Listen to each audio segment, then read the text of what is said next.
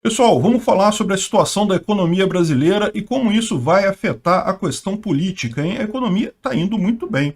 Essas notícias foram sugeridas por Tainan, Bolsonaro e várias outras pessoas. Obrigado aí ao pessoal que sugeriu a notícia. Obrigado a você que está assistindo o nosso vídeo. Se você gosta do nosso conteúdo, por favor, deixe o seu like, se inscreva aqui no canal, né?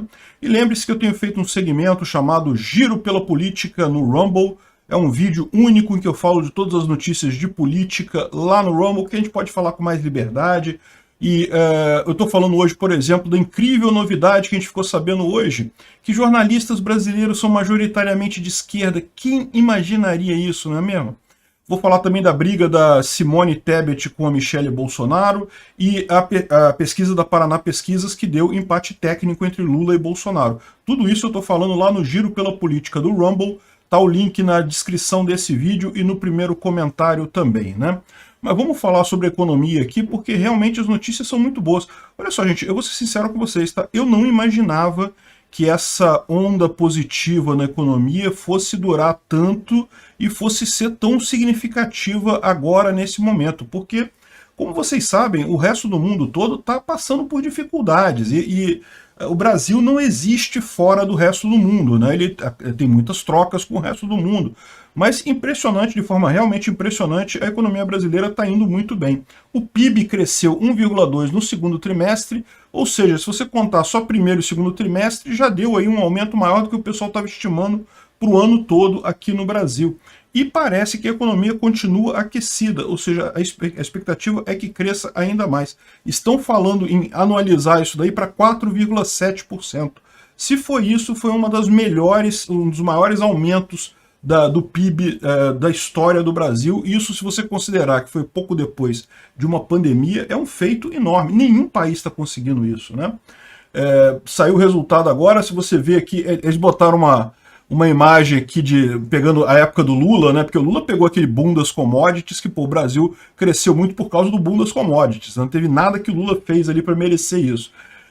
Para tentar jogar alguma luz, assim, não, olha só como o Lula foi bom também, esquece isso daqui, lorota, não faz diferença nenhuma. Mas é impressionante realmente a recuperação aqui em V. Paulão Guedes falou, vai ter recuperação em V. Olha aqui, V certinho, caiu na pandemia, subiu logo em seguida e agora ó, continua subindo a economia brasileira. Realmente impressionante isso, não esperava, né? Nem o mais otimista esperava uma coisa tão boa assim, né? E o bacana é isso, é que a coisa continua crescendo. O IGPM teve deflação de 0,70% em agosto, estavam esperando uma queda de 54%, 0,54%, teve uma queda de 0,70%, uma queda maior do que eles esperavam. Isso significa, de novo, sabia-se que iria haver deflação em julho, porque julho teve a diminuição do ICMS do combustível. Aí algumas pessoas começaram a falar em deflação em agosto. Agora já está certo deflação em agosto também. Já fechamos agosto, né? O número real ainda não saiu, deve sair nos próximos dias, mas certamente teremos deflação em agosto também. E agora já tem gente falando em deflação em setembro. Deflação em setembro também seria excelente. 3 meses de deflação, nunca existiu isso no Brasil. 2 meses já não existiu, já teve deflação no passado, tá? Mas tipicamente era um mesinho só de deflação e pronto. Enfim, mais boa notícia. Por que deflação é boa notícia aqui? Porque, evidentemente, a gente vem de um ciclo inflacionário no início de 2021, devido àquela impressão toda de moeda que foi feita durante a pandemia, então não tem como evitar. Houve um aumento grande aí de moeda em circulação, houve o aumento dos preços, não tem como evitar. Então, com mais essa deflação, a gente joga a expectativa de inflação no Brasil mais para baixo ainda, ou seja, realmente algo positivo no final das contas isso daqui.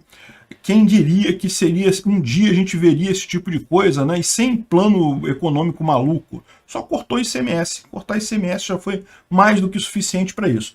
Não é só isso não, tá? Tem a vantagem também que o petróleo lá fora está caindo de valor. Aqui, ó, a Petrobras vai fazer mais uma redução no preço da combustível. Mais uma. Isso aqui foi anunciado hoje, tá, gente? Mais uma, porque anunciamos outro dia, a gente falou que teve mais uma redução, outro dia mesmo. Aí se você olhar aqui a questão dos aumentos e reduções, né? Aqui ó, foram 4 reduções já no preço dos combustíveis, desde a saída daquele último presidente da Petrobras. para quem não lembra, teve um aumento grande lá no início de março, aí ele deu um aumento antes de sair no final lá, então foram os dois grandes aumentos.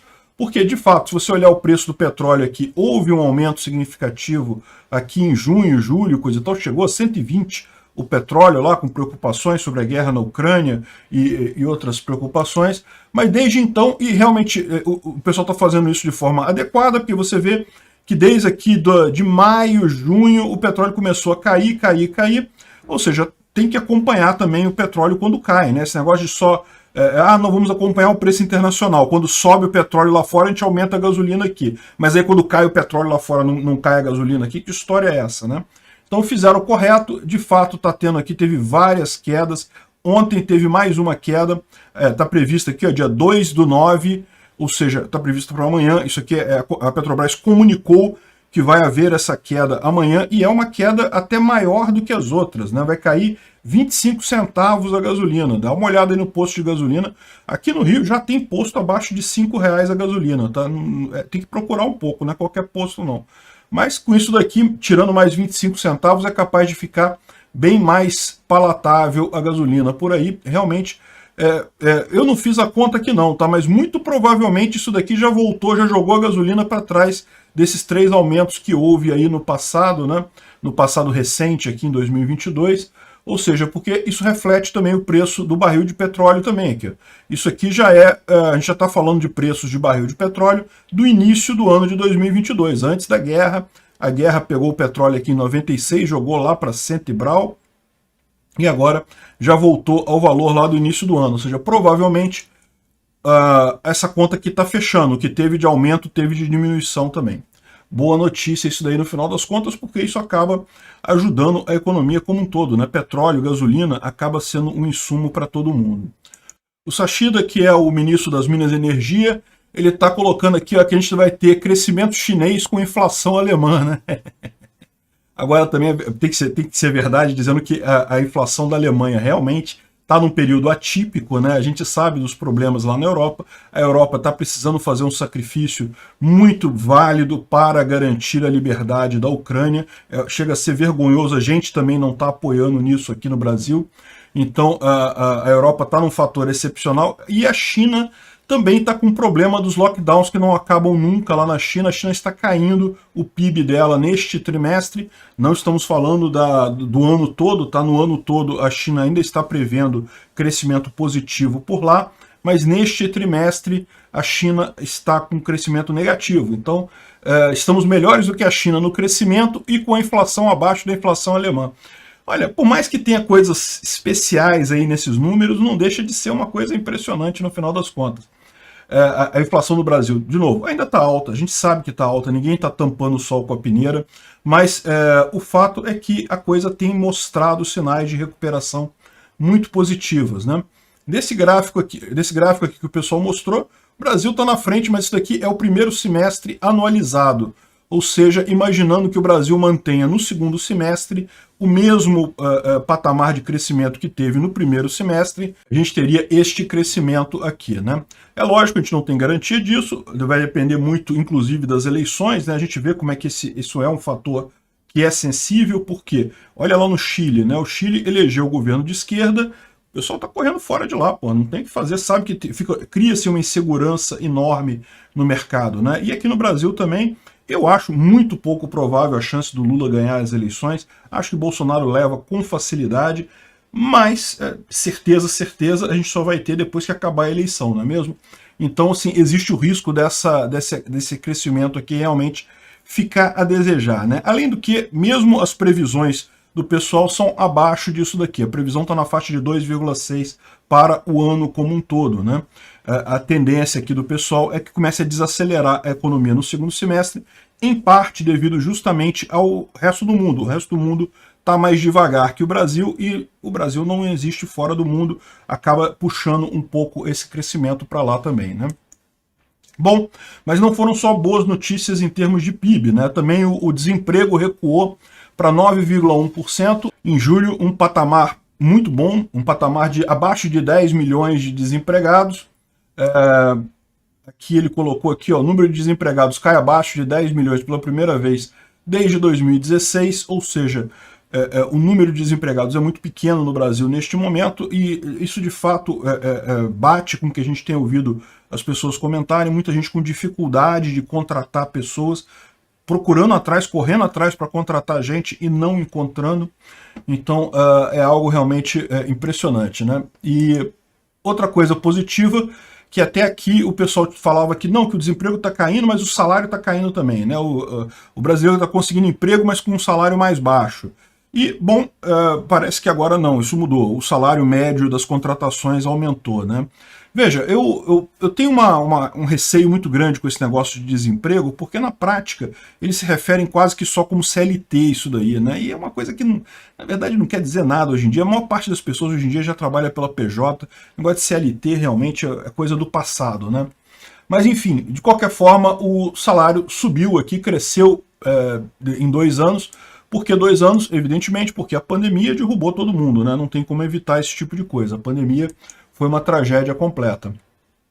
E eu não sei nem se é a pandemia mesmo, mas certamente as medidas de governadores e prefeitos para tentar conter a pandemia, isso realmente foi uma pedrada. Muito pior do que a pandemia em si, né? Enfim, mais uma boa notícia aqui, o crescimento do valor médio do salário no Brasil, né? E agora temos, mas infelizmente temos algumas notícias ruins. Então, por exemplo, aqui o Brasil arrecadou mais do que gastou em julho, que significa que roubou mais gente do que deveria. Podia ter roubado menos gente, podia ter deixado mais dinheiro na mão das pessoas. Esse negócio de arrecadar demais é ruim. Imposto é roubo, isso não é uma coisa positiva. Mas, de qualquer forma, tem gente que considera que ter superávit é um negócio legal. Foi o melhor resultado em 11 anos, ou seja, há muito tempo que o Brasil não conseguia manter uma arrecadação positiva. E lembra, de novo, é sempre importante botar isso em contexto. Isso a gente está falando depois de uma pandemia. A economia no mundo inteiro está destroçada. O fato do Brasil estar bem, mesmo nessa situação, quer dizer que, de fato, o Paulo Guedes conseguiu um milagre aqui no Brasil, né? E com isso, a dívida pública caiu pelo 9º mês seguido, 77% do PIB. Também é um valor alto, esse valor da dívida pública brasileira, mas se você comparar com o resto da América Latina aqui, isso aqui é fichinha. O Brasil está muito bem economicamente se comparar com os outros países, o que não é segredo para ninguém. Não é por outro motivo que está todo mundo, a esquerdalha latino-americana, está todo mundo torcendo para o Lula ganhar, porque o pessoal quer pegar esse dinheirinho que está sobrando aqui, que está um pouquinho melhor o Brasil, a economia, para ajudar as economias destruídas pelo socialismo deles, né? Infelizmente, eu não tenho dúvida nenhuma que se Lula ganhar, ele vai dar um jeito de fazer isso. Eu não acho que ele vai ganhar, não. Ainda mais com esse tipo de notícia, porque a verdade é essa, o que eu falei. O que importa é a economia, no final das contas. A economia estando boa, excelente. Eu acho que ano que vem a gente vai ter uma recessão de qualquer forma, uma recessão originada lá fora. Eu já falei para vocês, existe uma bolha grande aí de dinheiro que foi gerado nessa pandemia, isso vai estourar uma agora e o meu palpite é início do ano que vem. Mas de qualquer forma, até aqui a gente está indo bem, isso é uma boa notícia.